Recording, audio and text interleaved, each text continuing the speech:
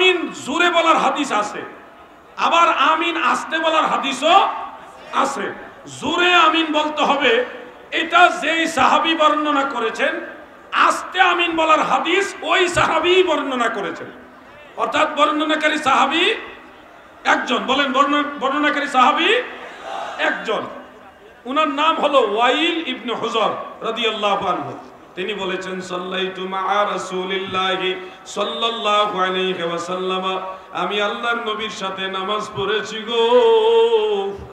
ফাইজা ফারাগা মিনাল কিরাতি গায়রিল মাগদুবি আলাইহিম ওয়ালাদ-দাল্লিন فقال آمين ومد بها صوته وفي رواية أخرى ورفع بها صوته। আমার দয়াল নবীজি নামাজের সূরা ফাতিহা শেষ করার পরে বুলন্দ আওয়াজে দীর্ঘ করে আমিন বলতেন, হাদিস আছে, হাদিসের সনদ সহিহ। দাদু ভাই আমার শোনো, ও নবীগঞ্জের নবীর প্রেমিকারা মন দিয়ে শোনো, এই হাদিস আমরাও পড়েছি, কিন্তু এই হাদিসের উপর আমল করি না কেন তোমাদের জানা দরকার আছে। এই একই সাহাবী ওয়াইল ইবনে হুজর রাদিয়াল্লাহু আনহু পরবর্তীতে বর্ণনা করেছেন, আমি আমার দয়াল নবীর সাথে নামাজ পড়েছি রে। আল্লাহর নবী, আমার দয়াল নবীজি যখন সূরা ফাতিহা থেকে ফারেগ হতেন, ফাকালা আমিন ওয়া খাফাদা বিহা সাওতাহু, আমার নবীজি আমিনের আওয়াজ রাখতেন নিচু স্বরে, জোরে না আস্তে। তাহলে প্রথম বলল জোরে, পরে বলল আস্তে, এর হাকিকত কি? শরহে মাআনিল আসার সহ অন্যান্য কিতাবের মধ্যে দেখলাম ওয়াইল ইবনে হুজর ছিল ইয়ামান দেশের রাজার ছেলে, রাজপুত্র তিনি, এবং অল্প কিছু লোক এসে মদিনা শরীফে আমার নবীজির কাছে ইসলাম গ্রহণ করেছিলেন। মুসলমান হওয়ার পরে আল্লাহর নবী বলেছিলেন, তোমরা কিছুদিন আমার দরবারে থাকো এবং দ্বীন সম্পর্কে শিক্ষা গ্রহণ করো, তালিম নাও, কিভাবে নামাজ পড়তে হবে, কিভাবে দ্বীন পালন করতে হবে, তালিম নাও, শিক্ষা নাও। ওই সুবাদে ওই সাহাবীরা অল্প কিছুদিন নবীজির দরবারে অবস্থান করেছিলেন।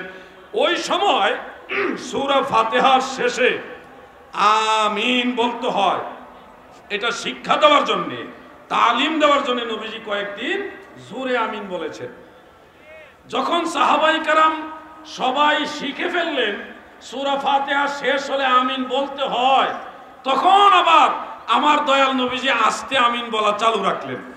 তার মানে বোঝা গেল জোরে আমিনটা মূলত জোরে আমিন বলার জন্য ছিল না, জোরে আমিন ছিল সাহাবীদের শিক্ষা দেওয়ার জন্য।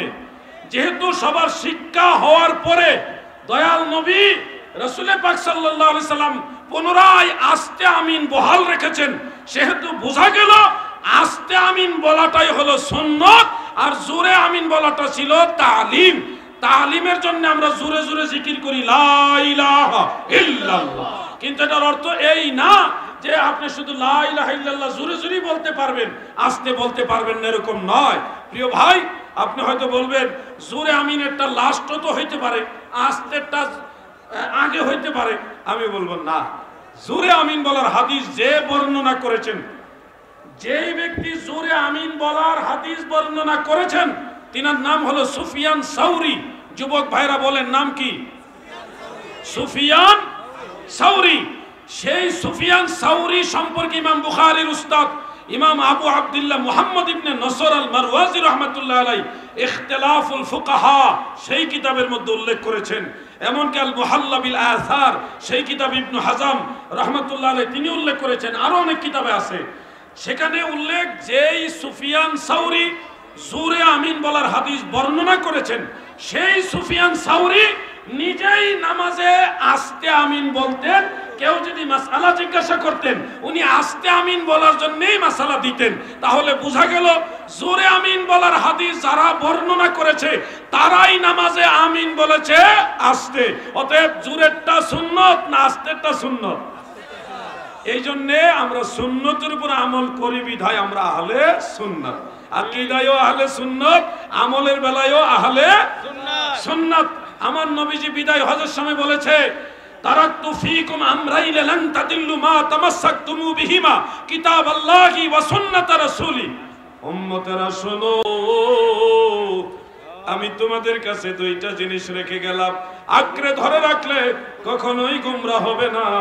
একটা জিনিস হলো কিতাবুল্লাহ, আল্লাহর কিতাব, আরেকটা হলো রাসূল পাক বলেন আমার সুন্নত।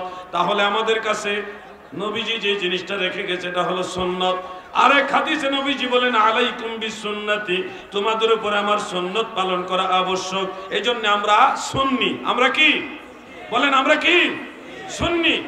আমি আমিন বলার বিষয়টা বললাম। এবার